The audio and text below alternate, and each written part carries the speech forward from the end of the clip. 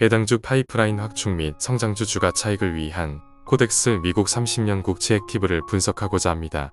본 내용은 개인적인 생각과 객관적인 정보를 제공하고 있으며 절대 투자 권유를 하거나 반대를 하는 글이 아니므로 참고로만 보시기 바랍니다. 코덱스 미국 30년 국채 액티브 ETF는 24년 6월 18일 상장되었습니다.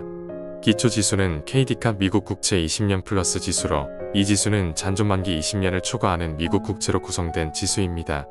현재 상장 주식수는 2020만 주로 최근 상장되는 신규 ETF들 중 압도적으로 높은 수준입니다. 1주당 주식 가격이 만원으로 출발하였기에 시가총액은 현재 1961억으로 높은 편에 속합니다.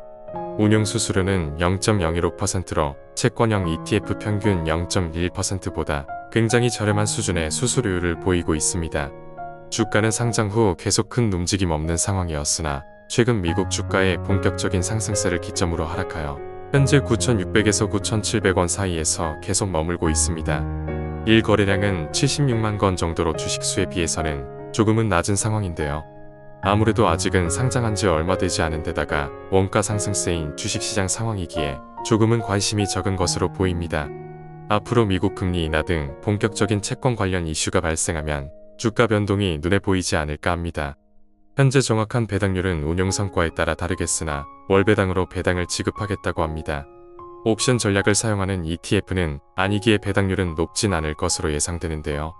달러의 가치 변화 리스크를 방지하는 환해지를 실시하고 장기채의 금리 변화에 따라 자본 차익을 얻을 수 있기에 안정적인 장기 채권에 투자하면서 월배당은 보너스 개념으로 접근하면 좋을 것 같습니다.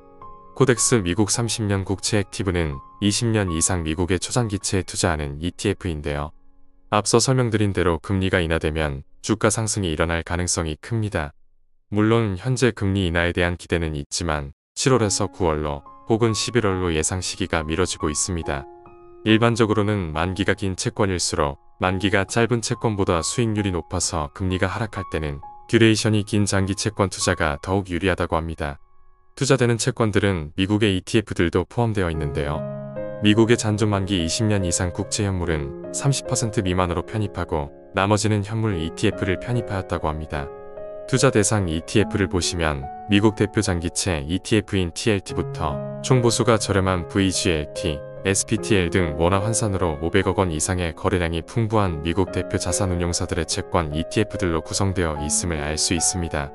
이외에 장기채 ETF 운용을 위해 많이 활용되는 레버리지나 합성 계약을 활용하지 않고 재간접 방식으로 상품을 설계했다고 하는데요. 합성 ETF의 경우 기초지수 추종을 하기 위해 스왑 계약을 체결하고 이때 발생하는 비용도 총보수 외에 별도로 책정되기 때문에 일종의 숨은 비용이라고 할 수 있다고 합니다. 재간접 방식으로 운용하면 미국의 보수가 저렴한 미국 국채 현물 및 현물 ETF만을 편입하여 그에 따른 비용 절감 및 이자와 자본 차익을 동시에 추구 가능하다고 합니다. 각종 연금 계좌 및 ISA 계좌에서는 레버리지를 활용하는 ETF 등의 투자 비율을 조절하거나 투자가 불가능한데요. 코덱스 미국 30년 국채 액티브 ETF는 100% 한도까지 투자할 수 있다는 장점이 있다고 합니다. 특히 월배당 지급을 추구하는 상품이기 때문에 개인퇴직연금 DC 및 IRP, 연금저축계좌를 활용하거나 ISA 계좌를 활용해서 다양한 세제 혜택을 누리며 수익을 기대할 수 있는 상품이라고 합니다. 이렇게 24년 6월 18일 출시된 코덱스 미국 30년 국채 액티브 ETF에 대해서 알아보았습니다. 미국 초장기채 30년 이상 국채에 투자하면서 월배당을 받을 수 있도록 설계되었다고 하는데요.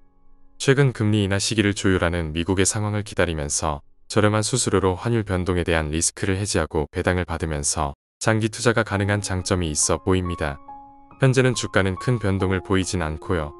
보수적인 움직임을 보이는 초장기 채권 테마이기에 당분간은 큰 움직임이 없을 것으로 예상됩니다.